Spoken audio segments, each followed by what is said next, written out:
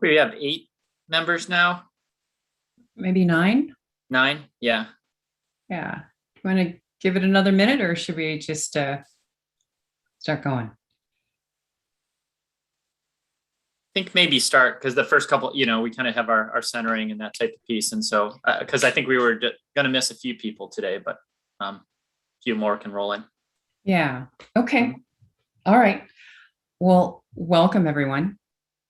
Thank you so much for participating in the Equity and Mobility Advisory Committee for the Regional Mobility Pricing Project and I-205 toll projects. For myself, Jessica Stanton, and on behalf of ODOT, we very much appreciate your time and commitment to this process. Let's go to the next slide, and we'll begin with a centering exercise. So if you can find a comfortable position in your chair with your back tall and relaxed, go ahead and close your eyes or softly gaze downward. Find your breath. Feel your feet on the ground. Place your hands in your lap. Invite your mind to be still. Deeply breathe in slowly. Hold it and breathe out slowly. Deeply breathe in slowly. Hold it and breathe out slowly. One more deep breath in slowly.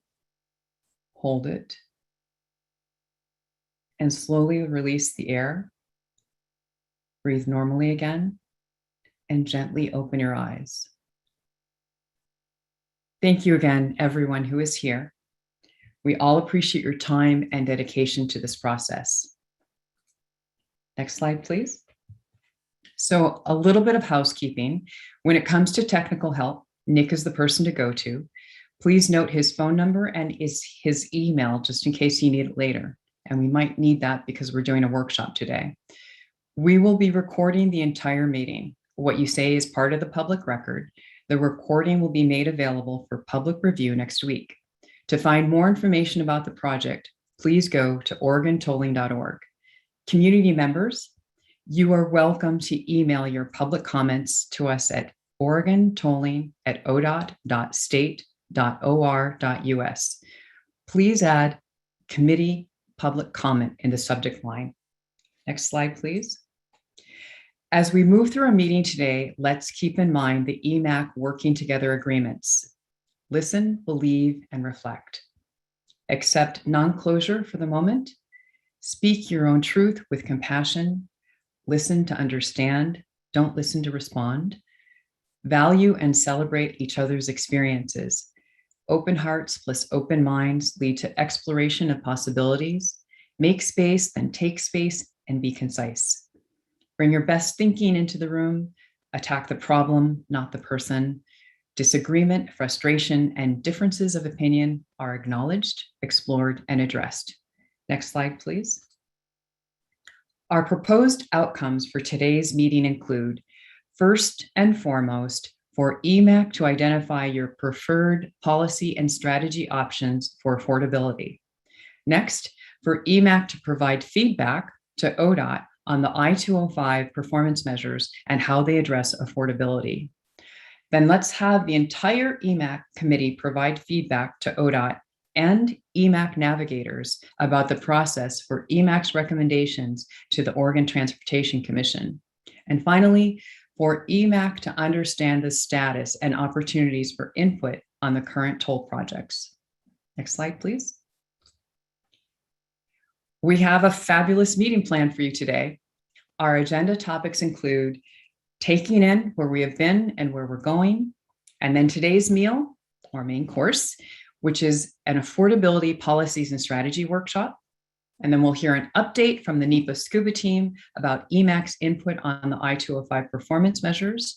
As well, we'll have an update from the Navigators about developing the Emac recommendations for the Oregon Transportation Commission. We'll have a toll project status update, and then we'll be cluing in on where Emac's opportunities are for you to provide input. And then we'll close the meeting. So as you can see, we have a full agenda. Let's get to it. Next slide, please. So let's talk about where we have been and where we are going. Next slide. We can turn to the familiar Emac game plan to refresh your memories. If you look at the beginning of the plan in April and May, the focus was on transit and multimodal. And then in June and July, we pivoted to neighborhood health and safety. And in August, today, for today's meeting, we'll be taking a deep dive into the affordability policy strategy bucket. Then for where we are going, in September through November, we will reflect on all Emac's preferred options and finalize recommendations for the Oregon Transportation Commission. Next slide. When you see this beautiful gold backdrop, know that this implies that Emac is leading and how. In other words, these slides represent your esteemed voice, Emac. Next slide. Today's meal, or main course, is on the critical bucket of affordability. Garrett and Chris will take us through our next course. Over to you, Garrett. Thank you so much, Jessica. And thank you for the members to show up today and the folks who are listening along.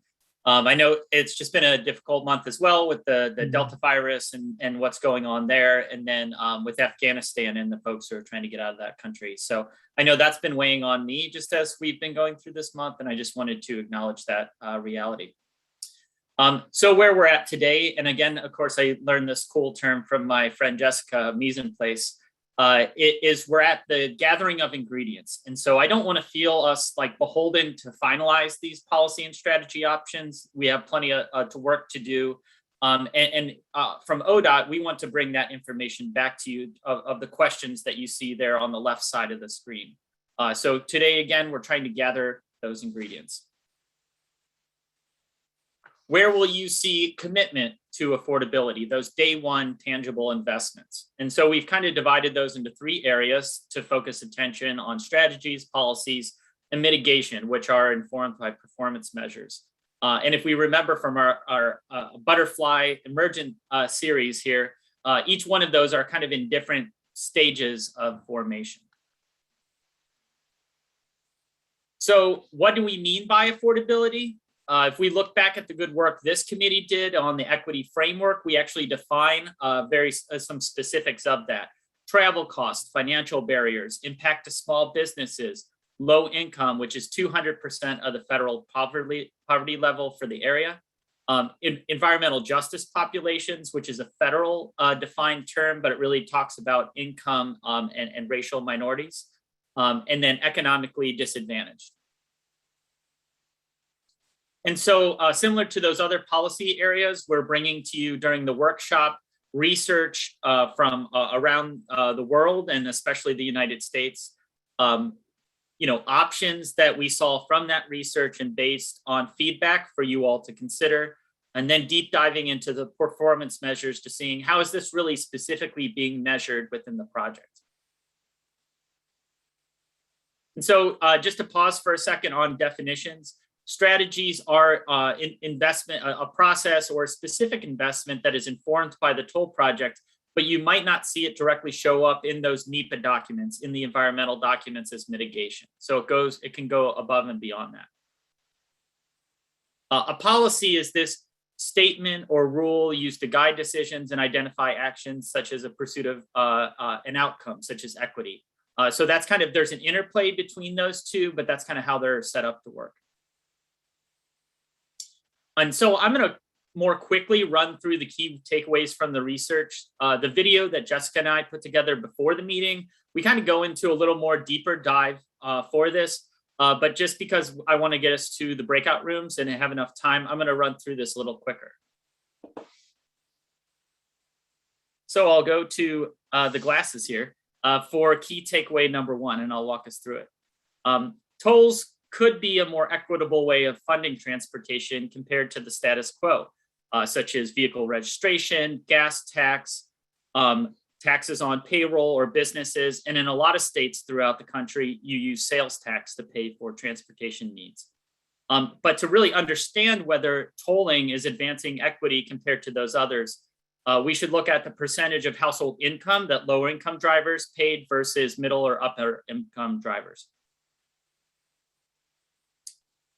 This is just some polling from the Seattle area when they were looking at funding a big infrastructure package like we are here in the Portland metro area. And as you can see from this chart, when people were asked, would you rather pay a toll or increase taxes, that the lower down the income bucket you went, the more favorable people were to pay tolls versus if you went to higher incomes, they were less likely to pay tolls. The next takeaway is that people of all incomes travel at all times, but the research should suggest, and our preliminary findings from the I-205 toll project areas say this as well, that middle or higher income people are more likely to travel at the peak congestion times when the prices would be highest. The impact on workers who receive lower pay is a concern with tolling. We know this because a lot of entry-level jobs are in locations or at hours where transit isn't offered. It's not offered at those peak times. And specifically, if we look at the Portland metro area, we've seen how housing prices have really reshaped where people live and have pushed people out of the Portland metro. And so if you're a lower wage worker, you almost have to rely on your car to get to your job sustainably. Electronic payment can be a barrier. This is mainly tied to that people who are unbanked or unbanked households and setting up that account and maintaining it. The cost to access a transponder and maintain it can be a barrier. Currently, a lot of the tolling technology works where you have like a sticker or something physical in your car to pay for the toll. So you have to receive that. And so that can be a barrier, folks kind of just interacting. And then if there's very valid distrust of government and tracking, that can be a barrier for somebody wanting to sign up for a transponder. I think in another decade, technology will be to where we could have just like a smartphone app or something that would be available there. But that generally isn't kind of where the industry is at today. Tolling to support greater transit will help, but it won't solve it all. So some of the research on this just talks about, well, what types of transit? Is it rail or buses? Buses actually serve more predominantly a lower income than rail does. But then also, we kind of back to that driving question, funneling revenue to transit might not address that fundamental concern that pricing can harm poor drivers, lower income drivers. So to address the financial impact on low-income drivers, toll programs commonly offer credits or rebates, such as like annual or monthly credits into transponder accounts, giving away free transponders, or doing some kind of rebate program. After so many trips, you get something back into your account. Just recently, in the last few months, the Oregon legislature directed ODOT to develop an equitable income-based toll, and ODOT will have to produce that report back to the legislature by September of next year on what that would look like. Now, an income-based toll is not really common. We haven't found many examples of where that exists. There are a few studies underway, but we also know that in a few examples, specifically internationally, where lower income drivers were exempted from tolls, that those now have actually been removed, and that the lower income drivers will pay the same or a discounted rate because they found it advanced equity more to collect the dollars and then invest it in supports for lower income drivers, such as transit or other kind of needs. Offering cash payments or setting policies for the toll rate structure or enforcement are additional ways that toll programs have addressed these impacts. That can look like offering additional time to pay a toll bill without fines, or establishing a price cap on that future toll rate setting process.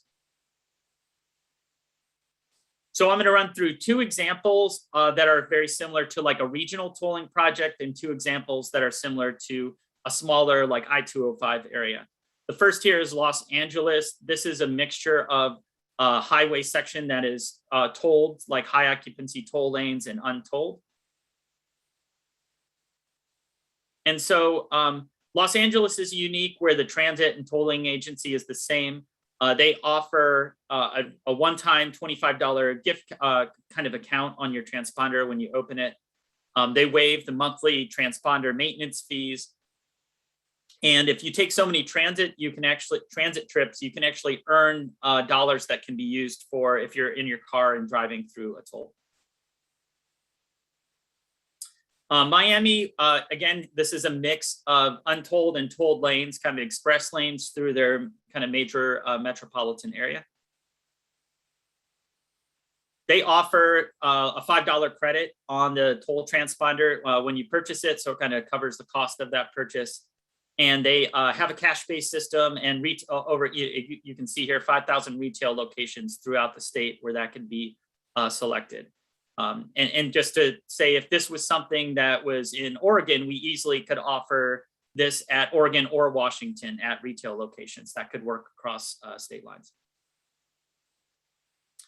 For Hampton Roads, as you can see here, this is all lanes tolled. So it'd be similar to what we're doing over a couple of bridges and tunnels there in the Norfolk, in the Hampton Roads area of Virginia. They have a program where for local residents, so for geographic areas, if you take over 18 trips a month, you are given a 75% discount back onto your toll credit. So the toll, I think, is $1.50. So at the end of the month, you could get basically like a 50% rebate for all the trips that you took if you were over 18. And they have no easy pass minimum balance is required. And they do that, just real quickly, back one.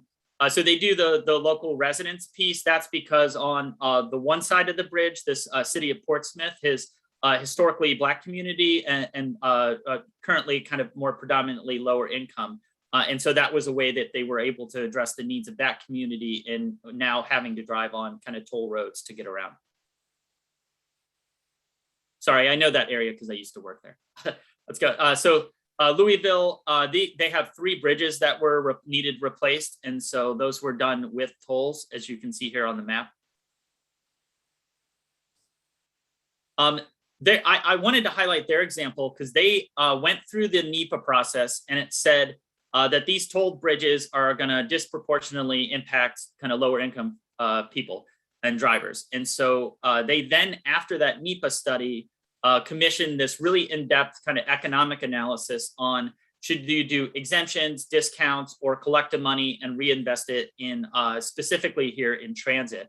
And their analysis found through that it was better to collect the tolls and then reinvest them into the transit service and supports in that area as far as to best advance equity. So I'll take off the glasses now and I'll transition it back to Chris and Jessica to take us through our second discussion question. Thank you. Thank you, Garrett, for that great summary, and the glasses look good. So let's consider discussion question number 2. Based on your knowledge of your community and the research that Garrett just walked us through, are these the policy or strategy options that should be advanced by Emac? How can they be strengthened? What's missing? So keep these questions in mind as Chris walks us through the affordability policy and strategy options. Over to you, Chris.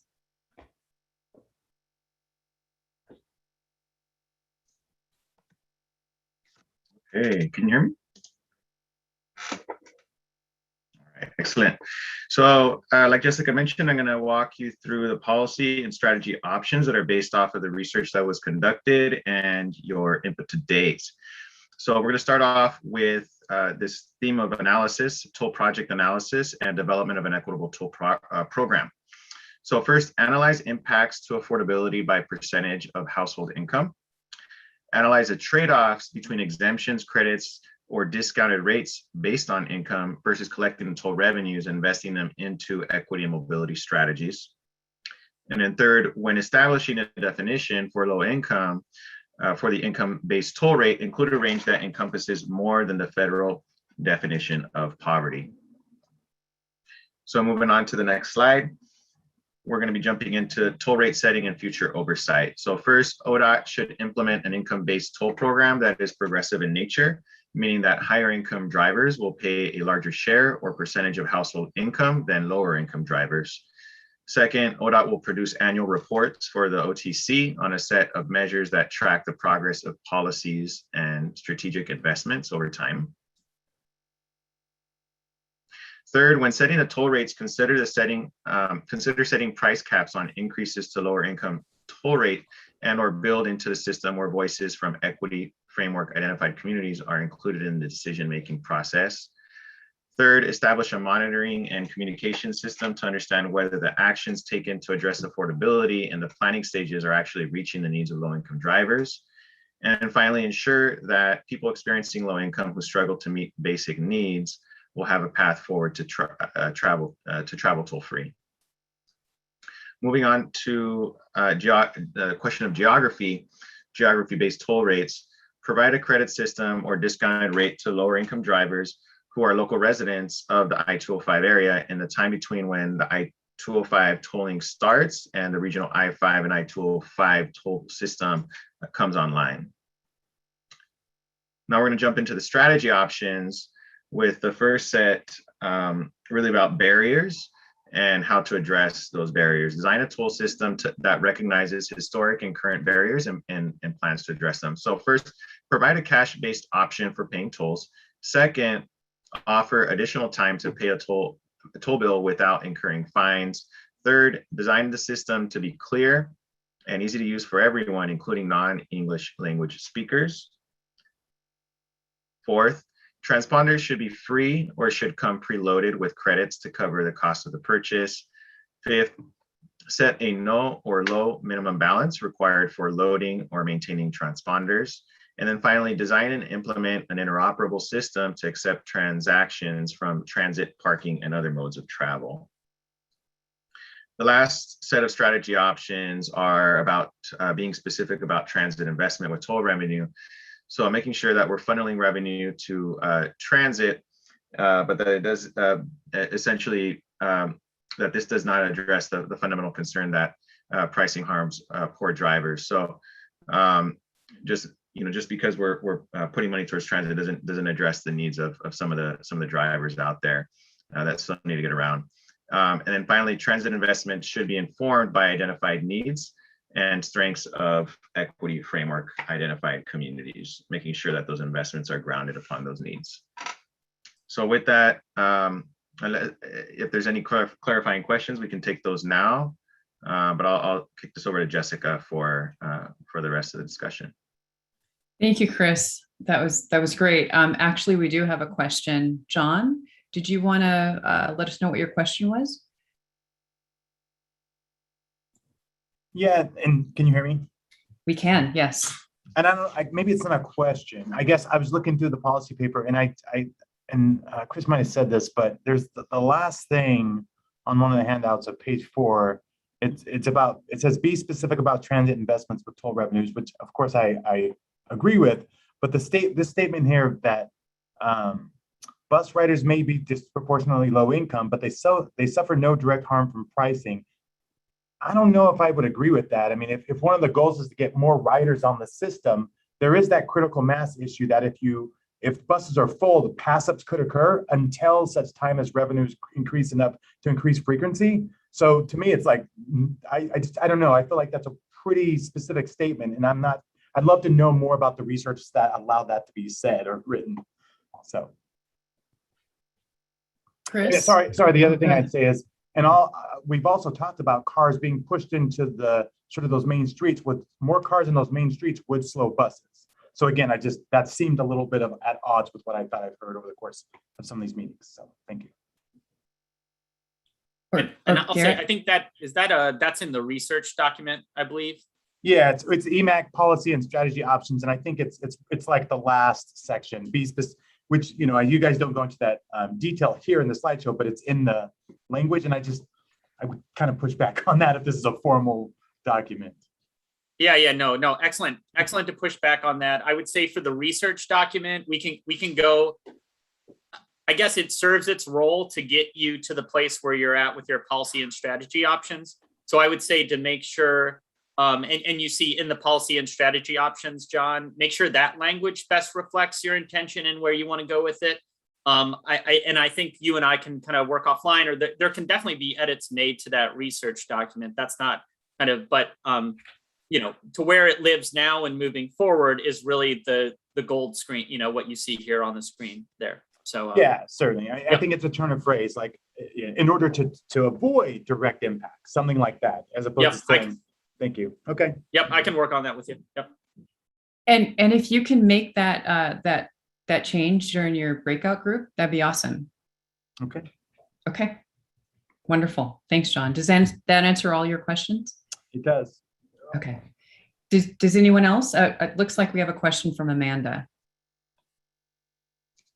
Hi. Yeah. So if I understood correctly, because I also had some questions about the research paper, there were things in there that didn't seem to, they didn't totally make sense to me in the context of this conversation, and some around the timing, congestion pricing timing, and in a couple of the different points. So if I heard correctly what you were just saying to John, that's a conversation we should take to the breakout group, or we should really just be focusing on the policy question paper and not the research. That I'm just trying to understand. Yeah. Oh, do you want to go ahead, Garrett? Yeah, if I might Sure. just a friendly amendment to maybe what Jessica said. I think the research document, your edits for that, let's hold that or send that in an email after the meeting. I think the breakout rooms, one, are just kind of what are your key takeaways from the research, what resonated with you, and then more so your edits or additions to the policy and strategy options. That's a great clarification. Thank you, Garrett. So does that make sense, Amanda? Okay, cool. Any more clarification questions?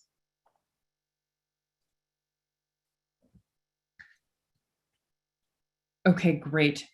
Then hearing none, I'm going to go ahead and move on. So the proposed outcome for today's workshop is to create greater understanding with Emac of your preferred policy and strategy options for affordability. So those will be prepared for the Emac recommendations. So that's what you'll be focusing on. Next slide, please. So with this outcome in mind, let's refresh your memories about what the discussion questions are. One, what is your reaction to the key takeaways in the research document, which thank you both, John and Amanda, you've started to give us some of that. And then two, based on your knowledge of your community and the research, are these the policy or strategy options that Emac should advance? How can they be strengthened? What's missing? Give us your edits. So again, for question number one, keep in mind what Garrett had walked us through, the key takeaways. And then for question number two, keep in mind what Chris walked us through, the preferred policy and strategy options. Next slide, please. Mise en place.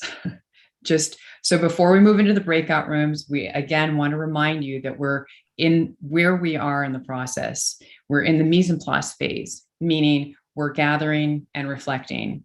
We're looking over the ingredients to make sure we have all that we need before we cook and serve the meal. So do we have the right foundation for the policies and the strategies? We're not, fine tuning and doing the end things. And in other words, we're not expecting to have the policies and strategies letter word perfect right now. But we want to make sure that they're structurally correct. Is the foundation right? So with that, let's get to the breakout room discussions. If you need any help, please contact Nick. And his information is nick.fazio@wsp.com or 505-870-4449. And it looks like we've got Nick's information in the chat room available. So keep that handy in case you get disconnected. So go ahead and stand by, committee members and project team guests, as Nick works on moving you into your respective rooms. Nick. All right, everybody. You should be in your new rooms in just a second. Enjoy. Thank you. So great, we have everybody here. For members of the public who wish to participate in the workshop, you are welcome to join the public attendee breakout room. You can find the Zoom link in today's meeting agenda. And so committee members, thank you again for your patience as Nick works very stealthily getting you into your breakout groups.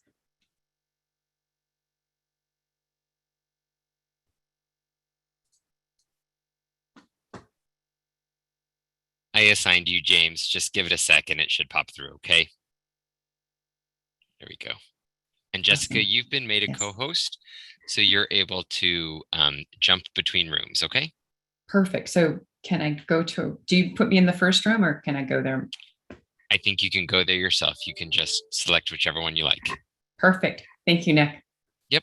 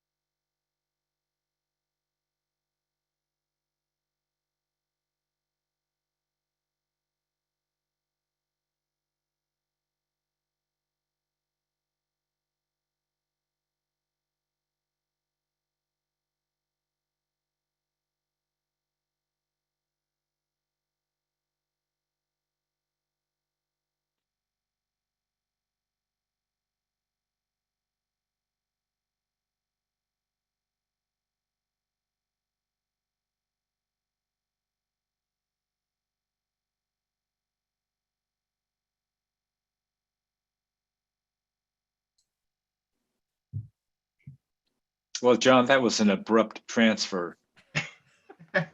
Never enough time with these breakout groups, huh? Right. Caught Do we have 5 midstream. more minutes? Put us back. 5 more minutes. Actually, I think there was another minute left, but good to see you all back. Let's keep the conversation going. I think, you know, we've got another 15 minutes for the recap conversation. So looks like we have everybody here. Let's go ahead.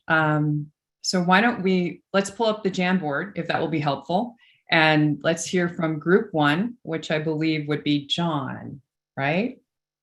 Okay, yeah, no, I'll probably need these notes because we were just getting into the thick of it. Right. I will say that one of the members was, and I agree with her, pointed out some of the data itself, some of the data in the research seemed to be fairly dated and maybe not as relevant as we could have benefited from in terms of the 2008 sighting. And then I had questions just about how many people we were talking about when we were looking at those charts of the demographics.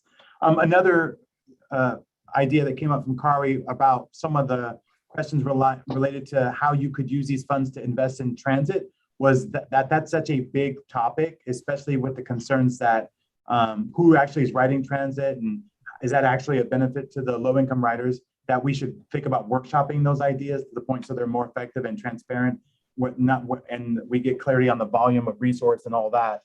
So we were just starting to get into that. Let's see what these things are saying here. Oh, right. Are we the blue? Is that what we were? No, that wasn't us.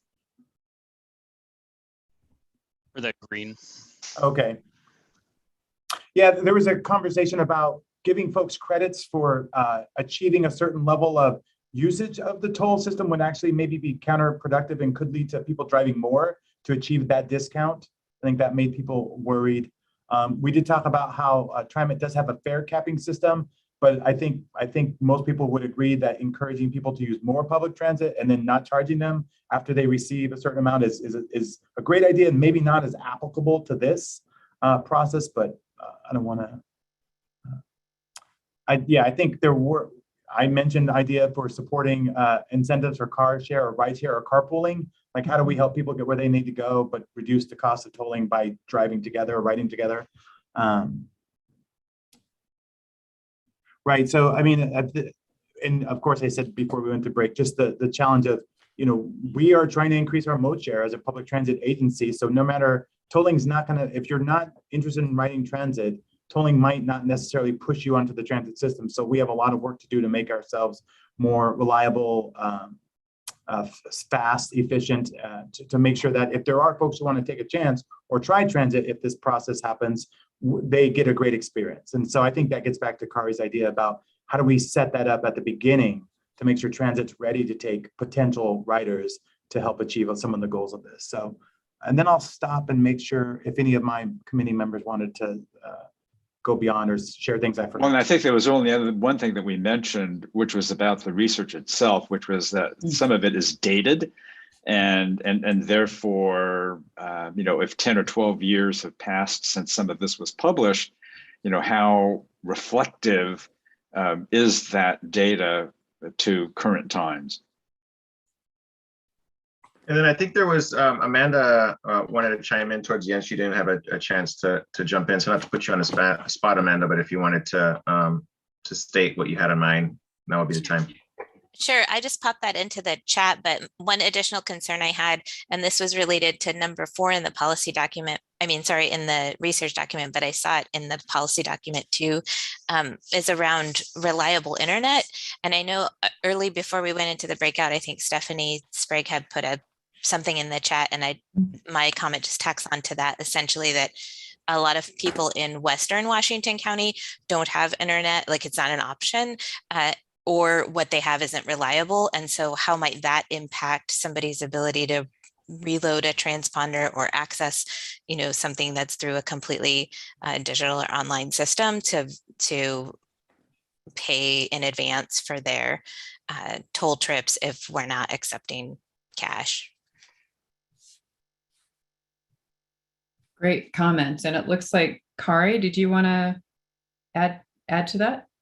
Just what I wrote. I don't want to take up too much time, but we didn't really Okay. get to the policy document. So Yeah. just wanted to add that comment, which had come up for me. Got it. Okay.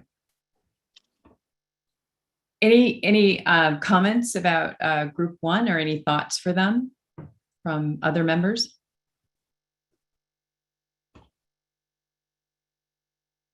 Okay, well, why don't we roll to group two? And I believe that's Michael. Will you be doing? I'm going to do my best to summarize. Really good conversation we had. I think just right off the bat, one thing was like, we wanted to like highlight sort of wanting to see more like rideshare or online services for van pools and carpooling as something that we felt like was missing. But in regards to transit, thank you for all of that research. Trying to pull out some interesting bits of our conversation. There was folks liked the Los Angeles example, providing low income assistance plan, and there was elements in there about like, the maintenance fees were waived, or credit was returned after a number of trips and things like that. And then, something that I brought up to the group was, still that transit investment, is important. And in the research document, there was a piece about, rail versus bus. And so I think those conversations are important. But I am also, recognizing that, transit agencies often have like a process where they think through where our investments most needed and how can they do that equitably. So I think supporting the local agencies to do that work and do it thoughtfully will then, help inform where they would, put investments into. And so I just read that part about like, a lot of it goes to rail. So therefore we should not, support transit, but I think that we should be supporting, transit. And I think there's a process that helps determine how can we, best use those funds. And so I think supporting that will help get us to outcomes. Is there anything else from my group that they want to add?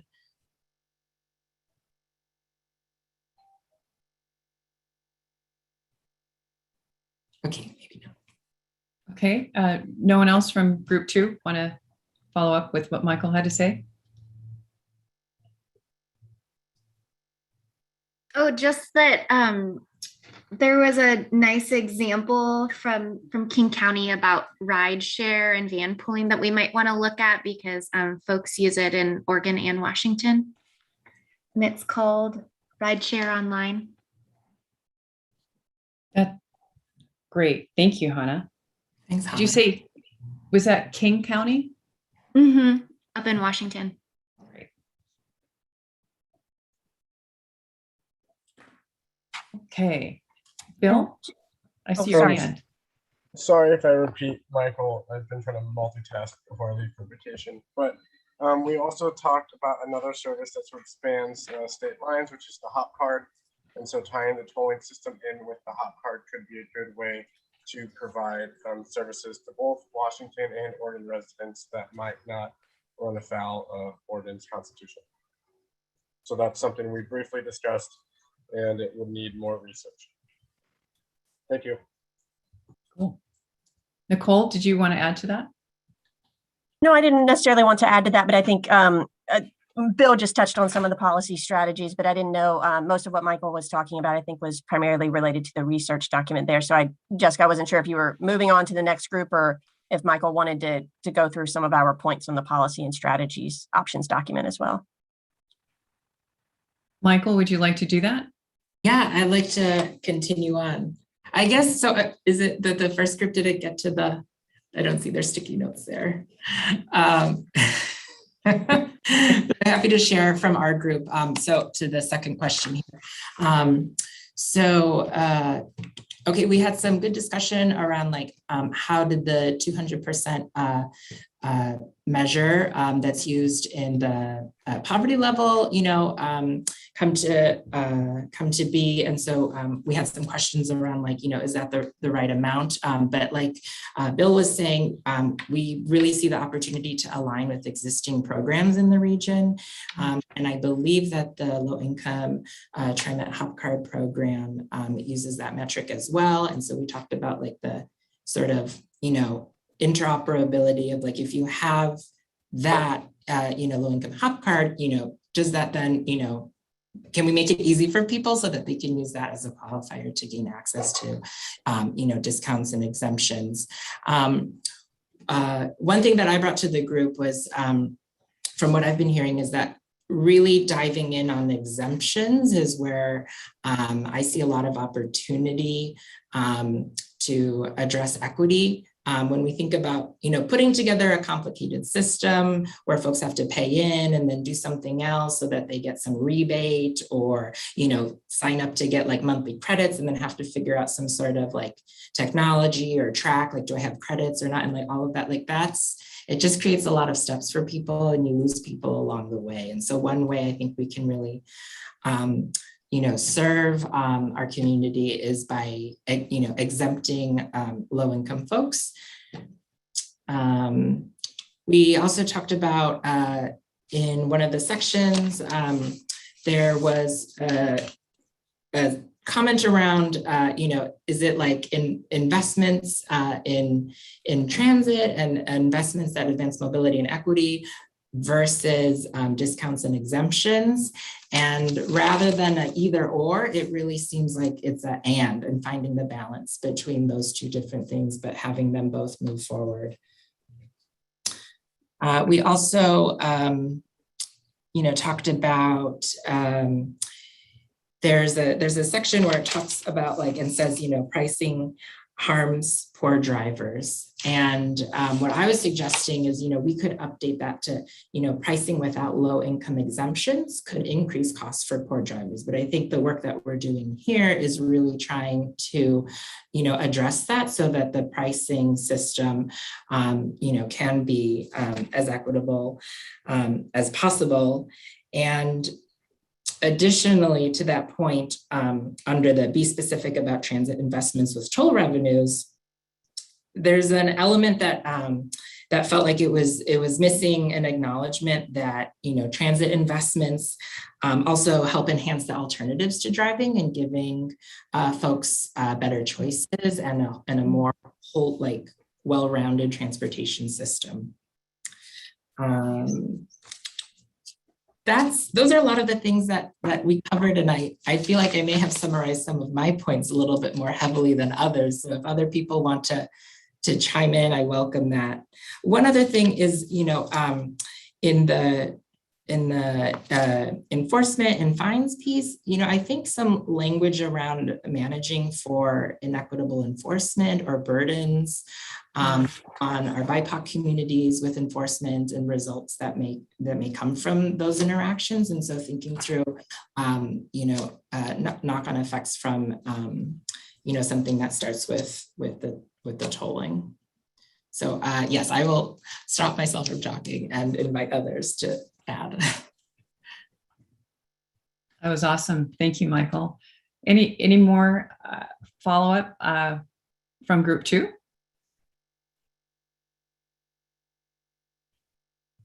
I think Michael said it all perfectly, so we don't need to say anything else. Bravo, Michael, and bravo, group 2. Thank you for that, then. So then we'll go ahead and we'll move on to group 3. Dwight? All right, and you forgot to mention we're the best group. Oh, yes. My apologies. All right, thank you. I knew you meant to say it. But in all seriousness, very spirited conversation. I think what it left me understanding is that we can ill afford to get this wrong. I think this is important to a lot of folks. James pointed out that how much he appreciated the research that went into looking at other communities across the country and what they were doing and some of their successes, some kind of like the best practices.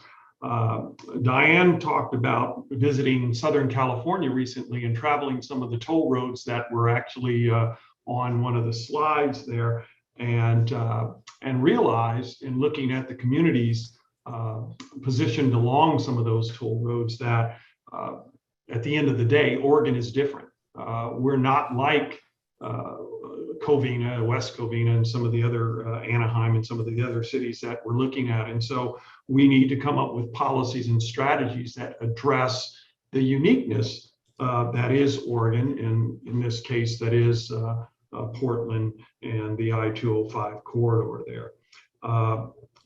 So basically, I think the group agreed that we are different and we need different strategies than what they're doing in Atlanta and Philadelphia and some of the other places. It's fine to study those places, but at the end of the day, we are unique, and we accept that and we celebrate that.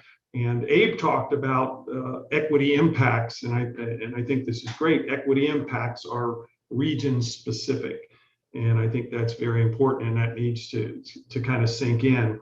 As it relates to policy strategies, again, James pointed out, he said, we need to look beyond the definition of low income. We need to challenge ourselves to look beyond that specific definition. And I agree with that. I couldn't agree more. Abe pointed out that there was language that was included in the health and safety policy section that needed to be included in this section that I think really addressed how monies, and Abe could certainly chime in, how the monies were going to be directed towards, in the case of health and safety, those monies are directed toward these health and safety policies. And I think my understanding is we need similar language that says tolling revenue will be directed towards these affordable measures, making tolls more equitable and affordable. We did agree, as there was some confusion as to what our charge was.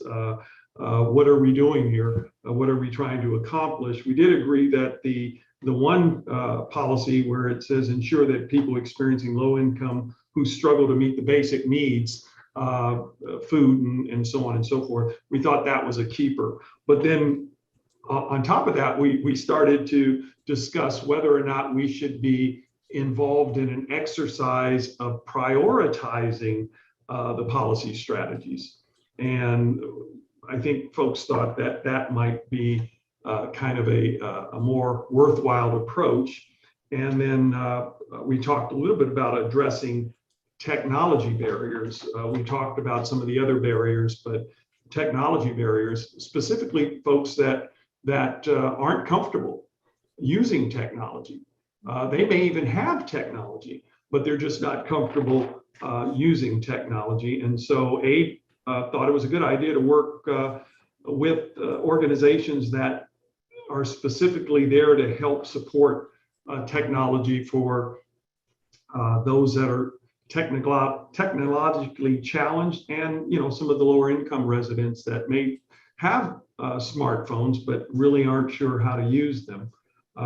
It's important. Fabian talked about addressing the language barrier and making sure that we are doing a really good job of addressing those barriers, because for some that's huge.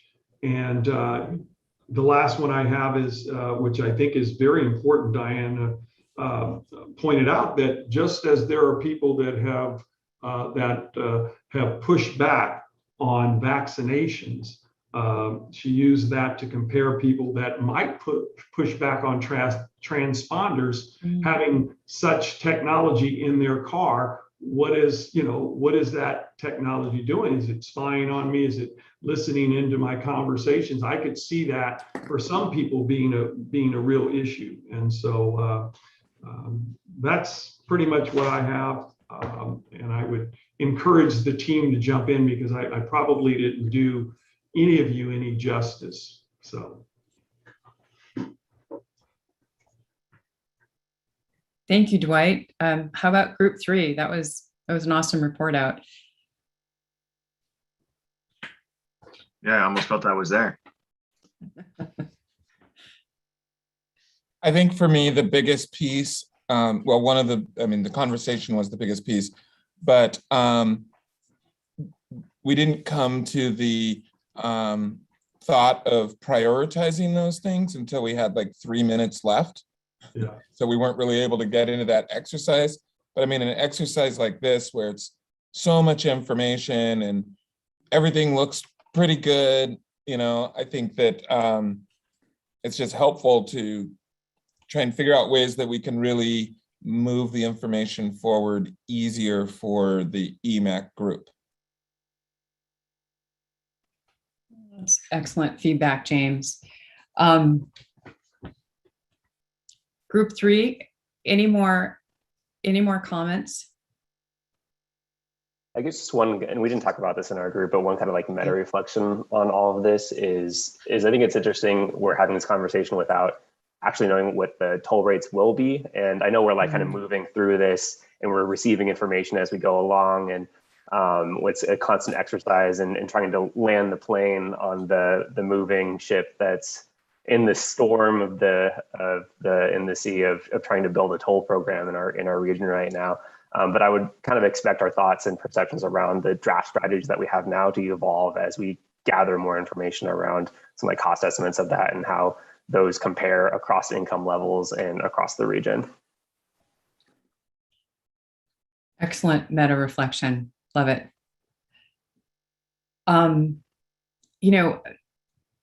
Unless there are any more comments for group 3, I would love to just hear from Garrett. Yeah, so I was in the public breakout. We had the most people ever attend, 18 folks. And so a couple of comments just to build on. I think what folks mentioned about, and I think it might have been Abe or that group, around just the intersection between this and climate and health, this topic and car and van pool. And so I think that's where, now that we've looked at each one of these policy buckets separately, it'll be really good to look at this all together to see how it fits. And so that was encouraging.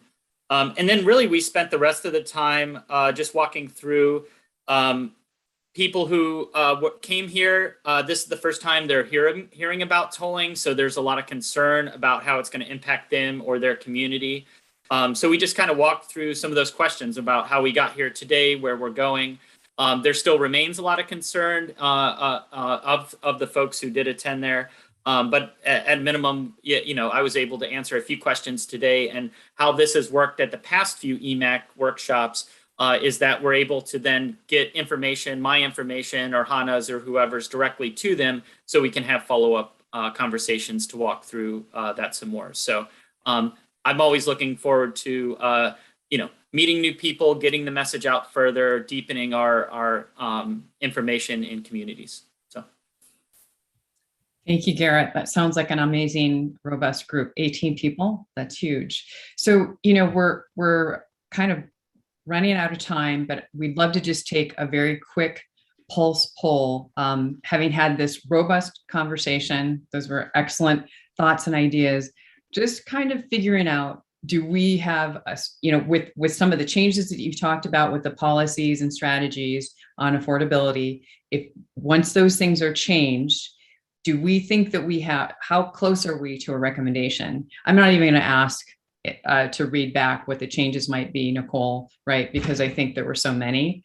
We'll have a lot of work to do after this meeting. We'll get back to you guys with what, the amendments that we'll make to the draft policies and strategies on affordability. But let's just take a quick pulse poll to see how close we are on the recommendation.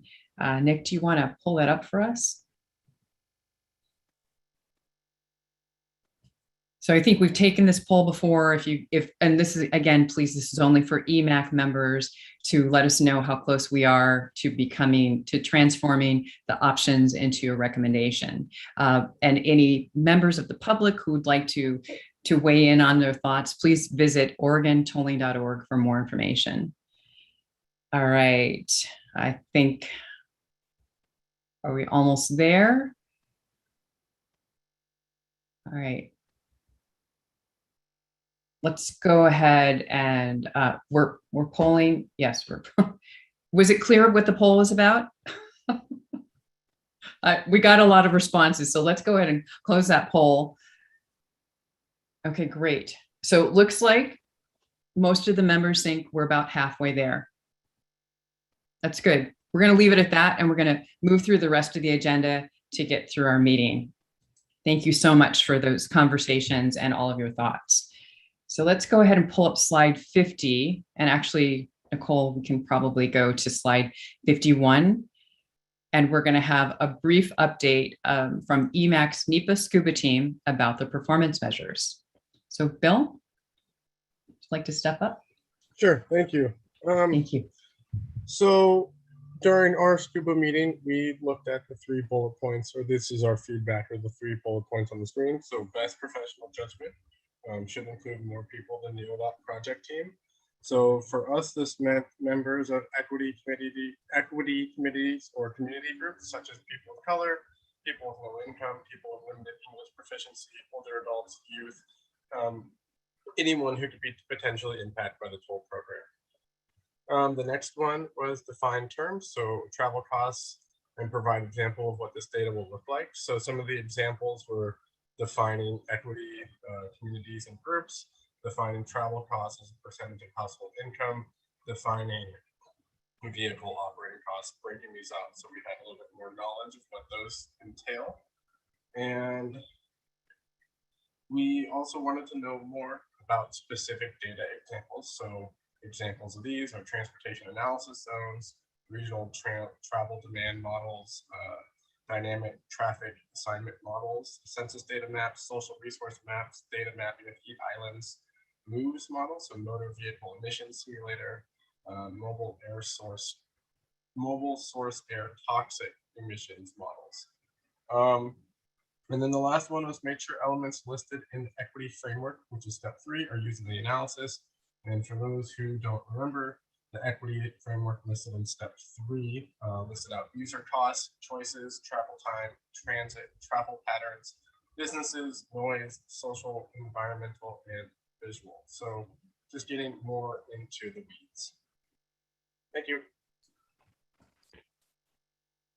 Thank you, Bill, for that update. That was a lot of information, members. So if, as a next step, if the committee members want to review the comments and have any questions for the scuba team, please contact Garrett with any of your additional feedback by September 1st. Feel free to email him. I think you all have his email, but there it is on the screen. ODOT will develop a response to those comments about, you know, your thoughts about the NEPA scuba team by the September Emac meeting. And now we'll move forward to an update from the Navigators.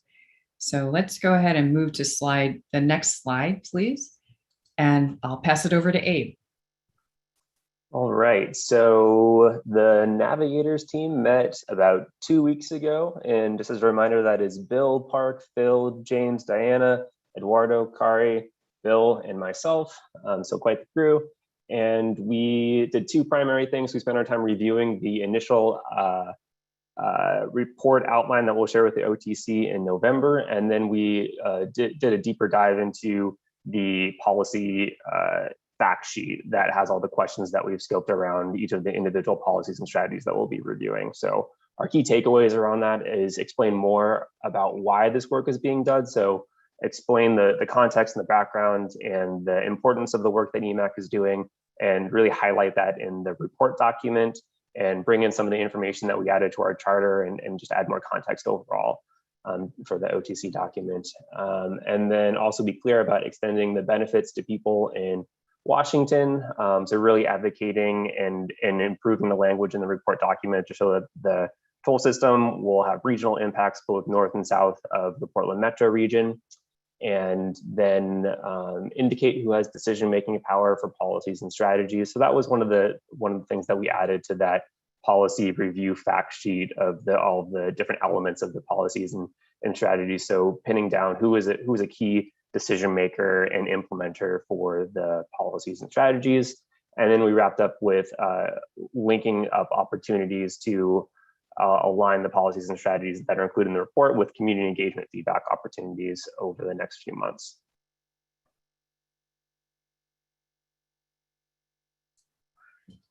Thank you, Abe.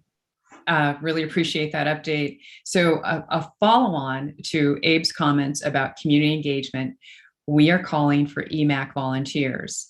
So ODOT is in the midst of doing a ton of amazing community engagement with communities you are interested in being connected to right now. So the purpose of our call is because ODOT wants to support Emac in developing recommendations with community engagement. Your help is needed specifically in crafting Emac materials. So the ask is for a small group of Emac members to meet early next week and finalize materials by September 1st. Time is of the essence. So the materials will include 1 to 3 simple questions to foster discussion and gain feedback, and a 1-pager to communicate Emac's draft recommendations. We will be reaching out to you right after this meeting to gauge your interest to meet with us for this 1 meeting commitment around community engagement. So if you already know that you might like to volunteer for this 1 meeting, please put your name in the chat or send us an email. We're looking forward to talking to you about it.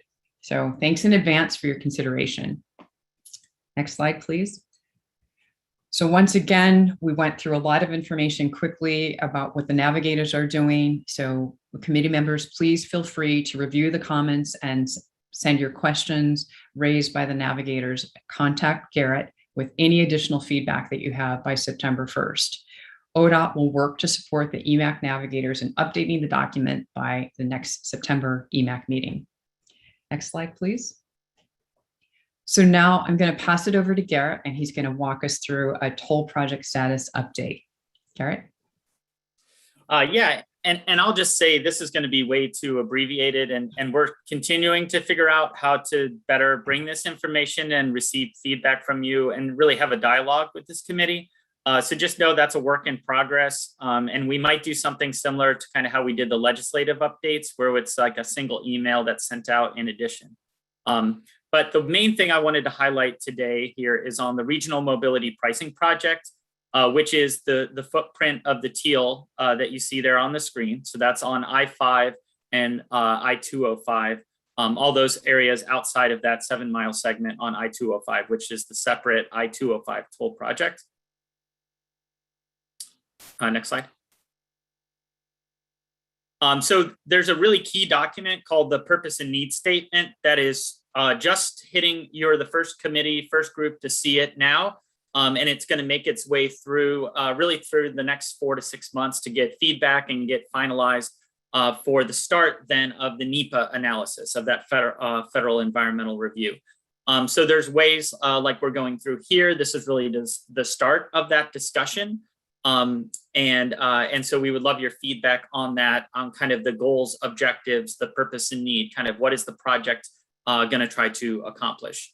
And then in the next few months, you'll see alternatives that would be studied and working down to a one or a limited set that would then be studied in NEPA.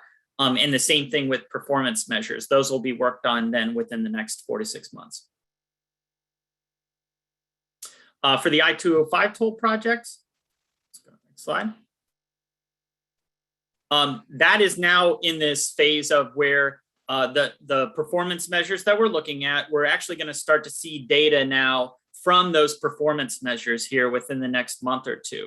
And so as that data is coming forward, we're really going to use the NEPA scuba team to kind of go and kind of deeper dive into that. But that's what you should be expecting kind of coming up and where we're at now. And then we'll use the engagement, that little call for action that Jessica just said. We'll use some of our outreach we're doing through that process to inform not only this policy and strategy recommendation, but the actual kind of like mitigation and the impacts that are on the ground. And so with just kind of a minute to go, maybe if we could just have any like questions or clarifying questions, and if there's more specific feedback, call or email myself and I can help walk through with that. Does that sound good, Jessica, or do you think we should just wrap up? Any clarifying questions?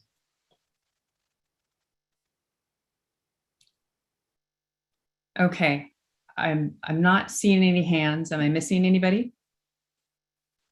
All right. So, and again, as you know, you can always reach out to Garrett and or myself after the meeting, and we're hoping to be talking to most of you in between the next meeting anyway. So let's go ahead and close the meeting. So our next steps, kindly complete your meeting evaluation for today's meeting. We love hearing from you so that we can improve the meeting.